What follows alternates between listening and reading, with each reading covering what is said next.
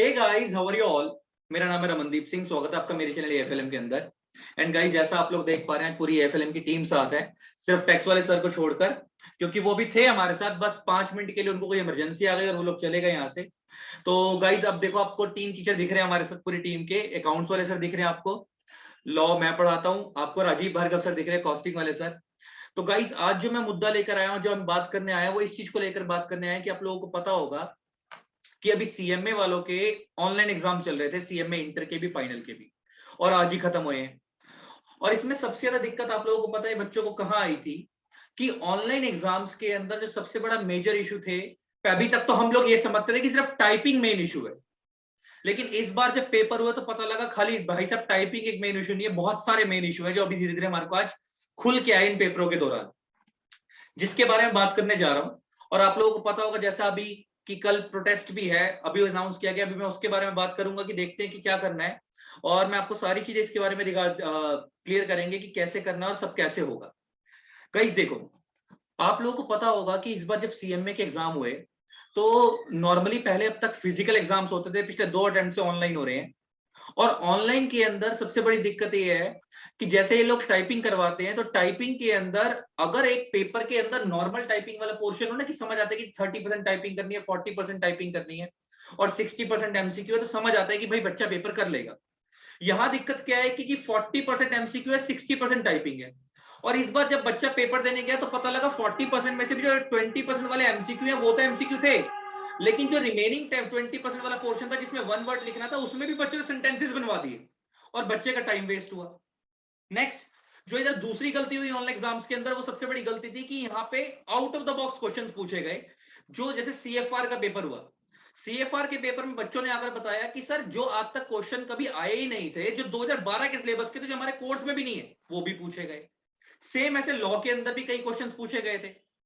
अच्छा, सेम अगर आपको पता हो तो अभी जो एसएफएम का पेपर हुआ और सीएफआर का पेपर हुआ, उसमें एक चीज और देखी गई कि 6-6 नंबर वाले क्वेश्चन एक एक नंबर में पूछे गए।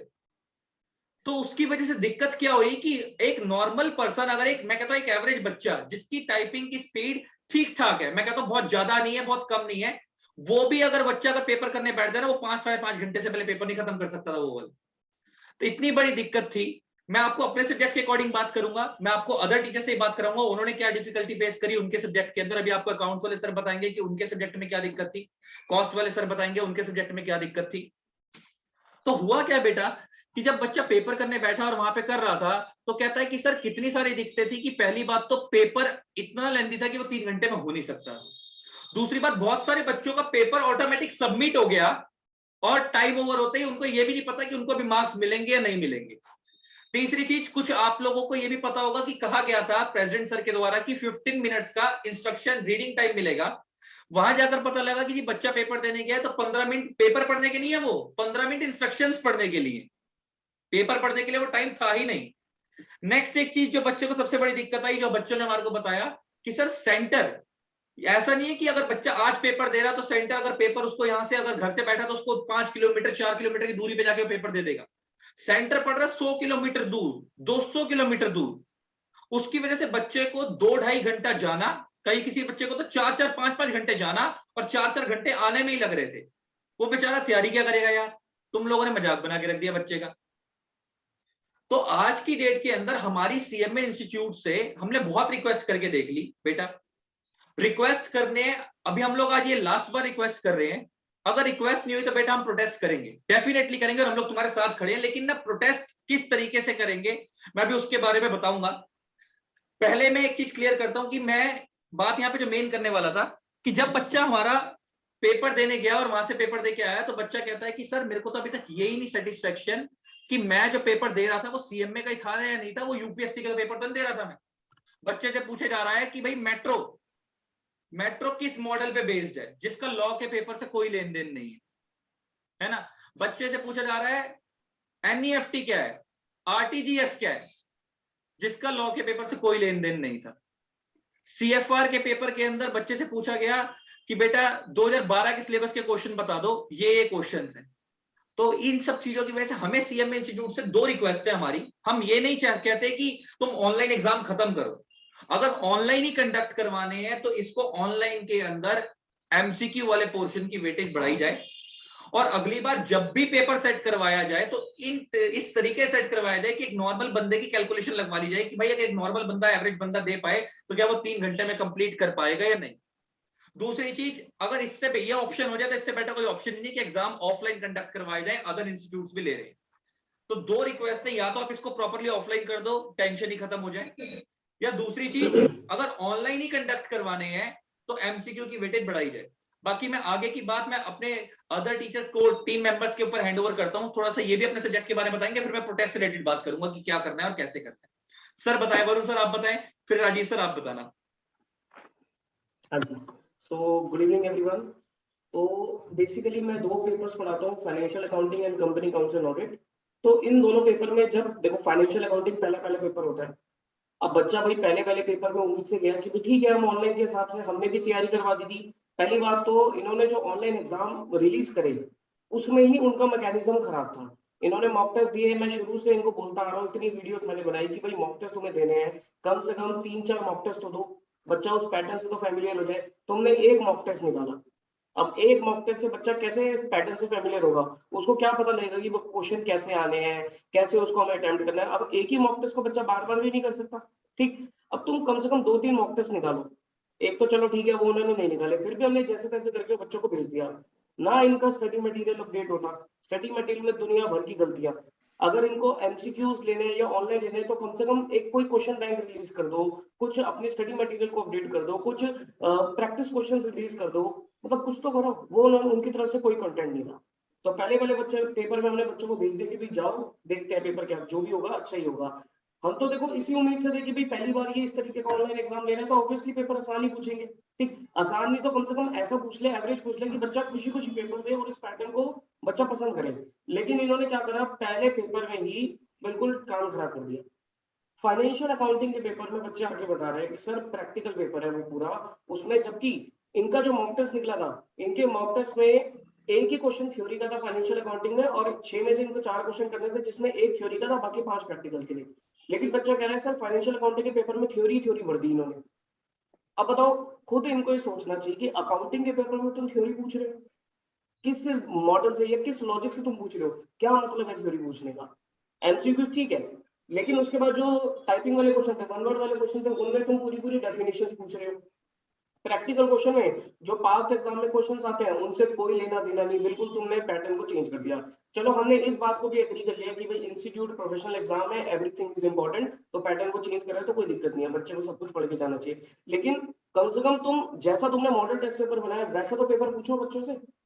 अब बच्चे का वहां पर मान लो कि देखो सर सिंपल सी बात है, बच्चा पहले पेपर में एकदम से डिप्रेशन में चला जाएगा तो वो आगे पेपर में कैसे परफॉर्म करेगा। सर देखो एक सबसे बड़ी चीज मैंने नोटिस करी थी, नोटिस करी कि जैसे फाइनल का लॉ का पेपर हुआ तो आपको पता है 50 मार्क्स का कंप्लीट आता है सर, वो 50 मार्क्स का आएगी, वो वेटेज के हिसाब से वो बच्चे ने 30 का, वो उन्होंने 30 का पूछा, और अलाइड लॉ 25 के आते हैं वो 50 के पूछ लिए।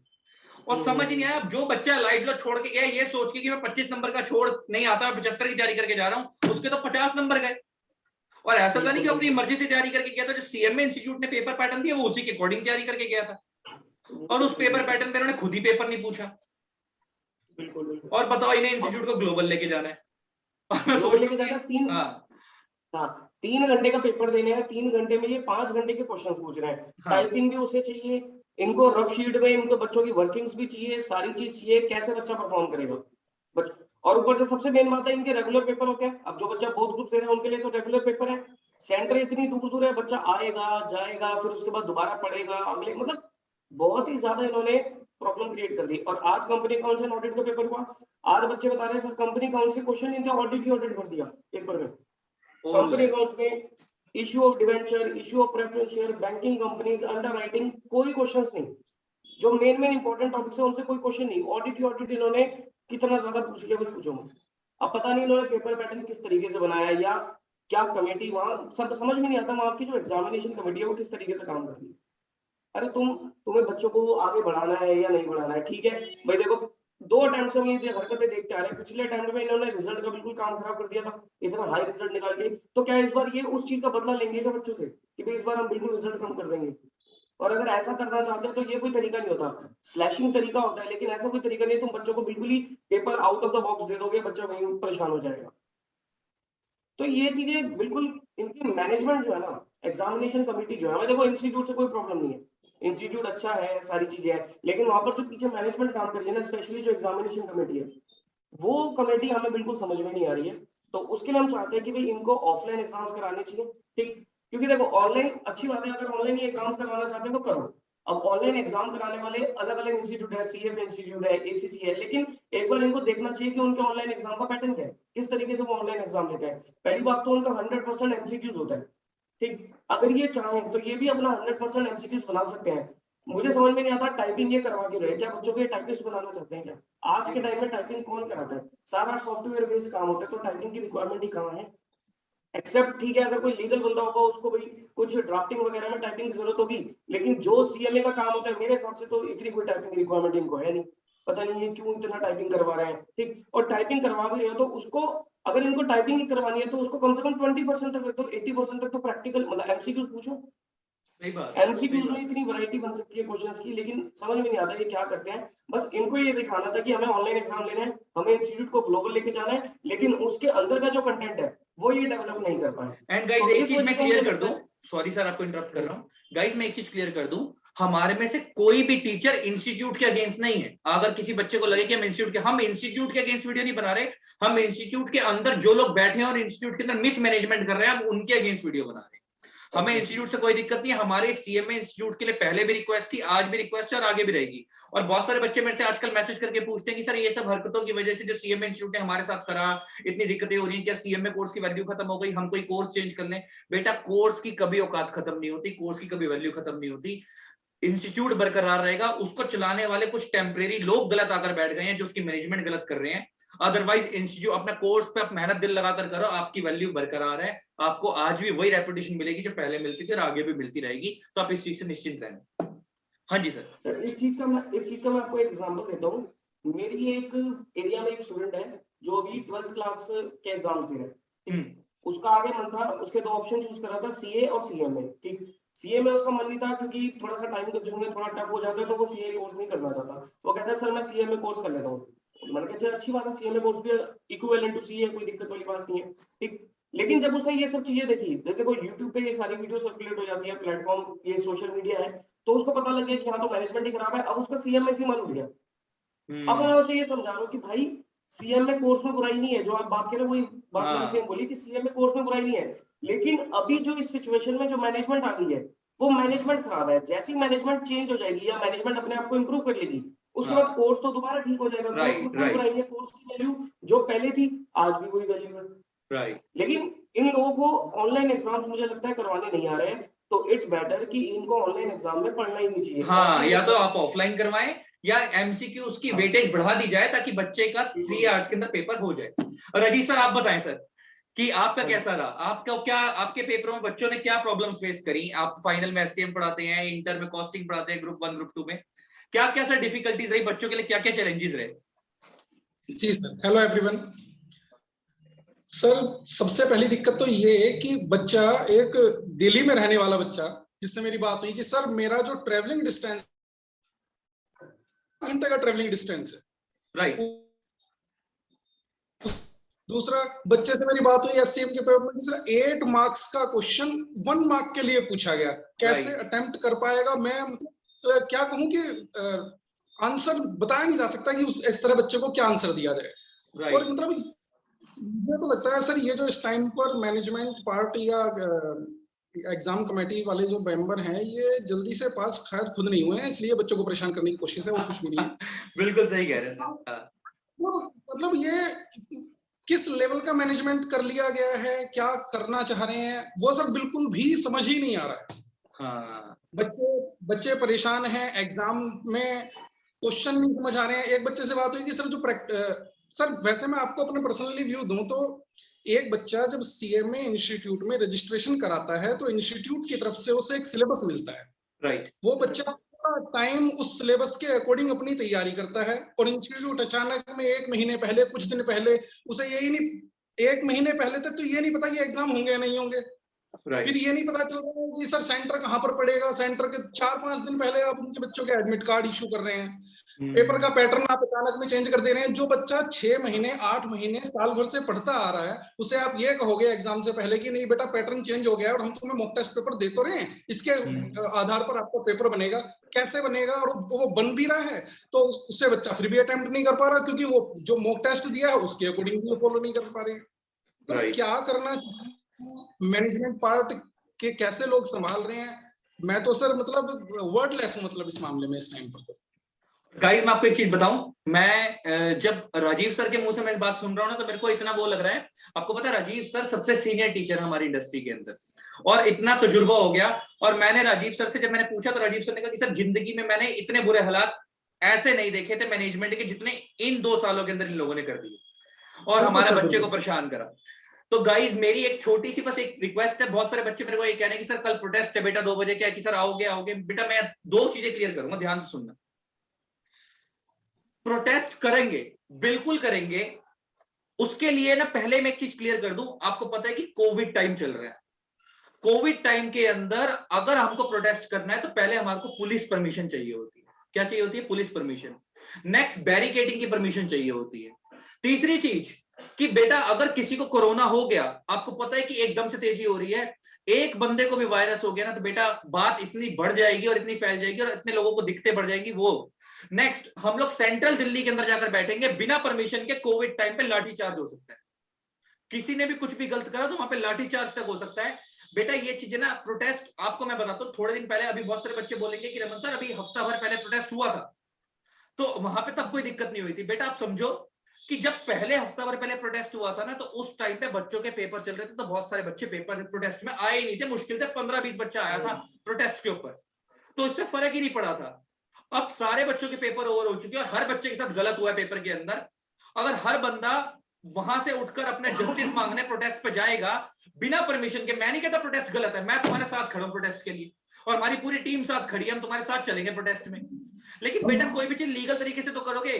आपको पता है पब्लिक न्यूसेंस का केस है, मैं लीगल टीचर हूं, मैं इसलिए बता रहा हूं पब्लिक न्यूसेंस का केस लग जाएगा आप लोगों के ऊपर, 7 साल तक की जेल हो जाएगी आप लोगों को अगर कोई भी पकड़ गया, वहां पे लाठीचार्ज हो गया किसी को भी।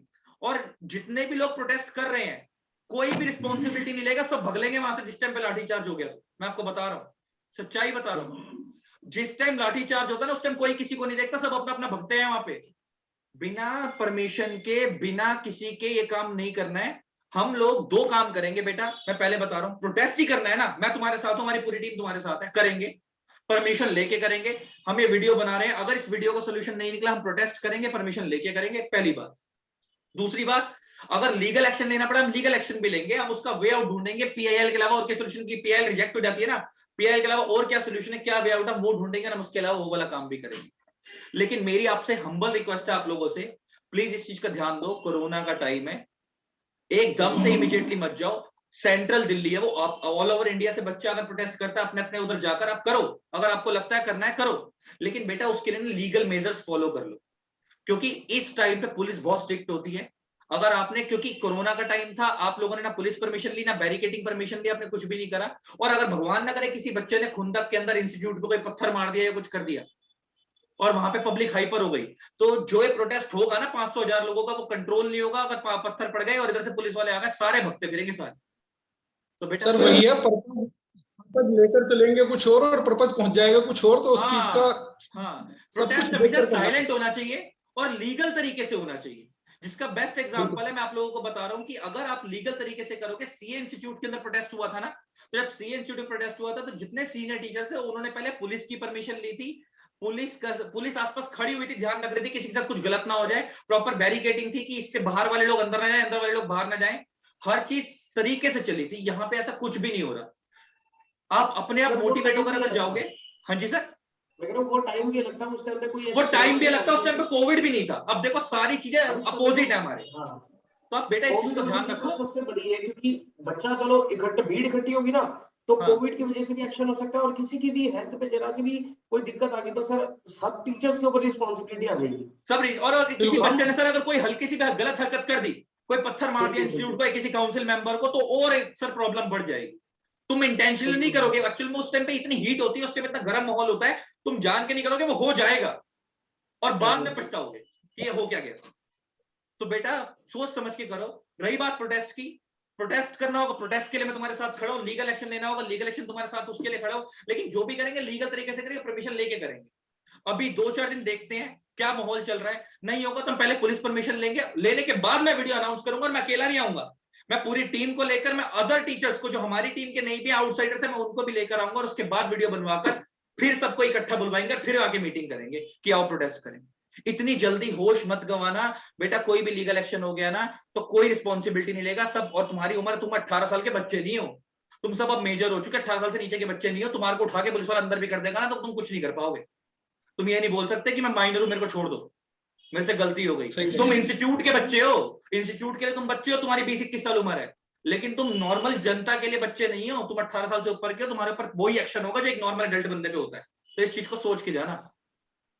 फिलहाल सर अगर वॉइस रेस करनी है तो एक तरीका है ट्विटर के थ्रू। हाँ। बच्चा ट्विटर के थ्रू भी अपनी वॉइस रेस कर सकता है, हम भी अपनी वॉइस रेस कर सकते हैं। ये वीडियो का भी लिंक हम एक काम करेंगे, ट्वीट करेंगे, इंस्टीट्यूट के जो भी काउंसिल मेंबर्स है सबकी हम ट्वीट कर देंगे, इंस्टीट्यूट को भी ट्वीट करेंगे। तो बच्चे को भी हम ये रिक्वेस्ट करते हैं कि ट्वीट करो आप बेटा, ज्यादा से ज्यादा ट्वीट करो, इस वीडियो को हाँ। मैक्सिमम शेयर करो, हर काउंसिल मेंबर तक पहुंचनी चाहिए, हर एक ग्रुप में डालो जहां तक है। और एक चीज मैं बार बार बोल रहा हूँ, मैं वीडियो समाप्त करने जा रहे हैं, एंड कर रहे हैं, मैं बार बार बोल रहा हूँ, राजीव सर हो, वरुण सर हो, मैं हूं, या हमारी टीम के अदर टीचर जो अभी नहीं भी हैं, जैसे सूरज अग्रवाल सर हैं, अदर टीचर्स हैं, सारे तुम्हारे साथ खड़े। प्रोटेस्ट करना होगा प्रोटेस्ट करेंगे, लीगल एक्शन लेना होगा लीगल एक्शन लेंगे, लेकिन जो भी करेंगे ना, प्रोटेस्ट भी करेंगे तो लीगल तरीके से करेंगे, पुलिस परमिशन लेके करेंगे, ताकि कल को हमारे ऊपर कोई बात ना उठे। बिल्कुल सर, हम हर सब चीज साथ हमारे हैं। अगेंस्ट जा रही है ना। अभी हम कुछ भी करेंगे जल्दबाजी के अंदर, जल्दबाजी का डिसीजन हमेशा गलत होता है। ठीक है बेटा, तो आप कूल रहो, काम रहो, अभी 2-4 दिन वेट करो, कोई प्रोटेस्ट में पार्टिसिपेट करने की जरूरत नहीं है। और सर एक और चीज, हाँ जी, जो सीएमए फाउंडेशन का बच्चा है और जिसका जनवरी में अटेम्प्ट है इंटर वाला भी, हाँ। वो प्लीज सर इन चीजों से भी दूर रहेगा, नहीं तो हाँ। वो अपने पढ़ाई का टाइम खराब कर देगा। और अभी बहुत सारे बच्चों के पेपर अभी जनवरी में इंटर फाइनल के, वो भी प्लीज अब इन सब चक्रों से भी दूर रहो। ठीक है, चलो मैं समाप्त करता हूँ वीडियो को। सर किसी को कुछ कहना है? नहीं सर, बस यही है कि हम सब आपके साथ हैं, बच्चों के साथ हैं। हाँ। कोई दिक्कत वाली बात नहीं है, हम पूरी कोशिश करेंगे, लेकिन आप टेंशन मत लो, हम पूरा इसको कन्वर्ट करवा के रहेंगे, इस सिस्टम को चेंज करवा के रहेंगे। लेकिन बच्चों से बस यही रिक्वेस्ट है, प्लीज वो थोड़ा रिलैक्स होए, एकदम से उनको हाइपर नहीं होना, उनको ज्यादा मतलब चीजों को बढ़ाना नहीं है, रिलैक्स रहो। जो एक्शन लेंगे सर हम लेंगे, बच्चों के बिहाफ पे लेंगे। हम ये नहीं चाहते कि बच्चा किसी चीज में फंस जाए, किसी प्रॉब्लम में बच्चा आ जाए। हाँ। जो प्रॉब्लम आएगी हम फेस करने के लिए तैयार है, हम बच्चे तक नहीं आने देंगे। उसकी मेन चीज है। ठीक है सर, चलो गाइस, थैंक्स अ लॉट। और जो आपके साथ बनेगा हम लोग साथ देंगे सारा आप लोगों के साथ, जैसे जैसे जो भी अपडेट होगा हम आपको अपडेट भी बताएंगे। लेकिन इस वीडियो को मैक्सिमम शेयर करना, ट्विटर पे, इंस्टाग्राम पे, जहां भी आप लोग हो, ताकि काउंसिल मेंबर्स तक सारी बात रखी जाए। ठीक है, और मैं नहीं बोलूंगा इस चैनल को लाइक करो, सब्सक्राइब करो, हमें नहीं चाहिए ये सब। वीडियो को शेयर जरूर करो ताकि ये बात पहुंचनी चाहिए दूर तक। ठीक है, चलो thanks a lot, bye bye. Okay जी, टाटा। ओके।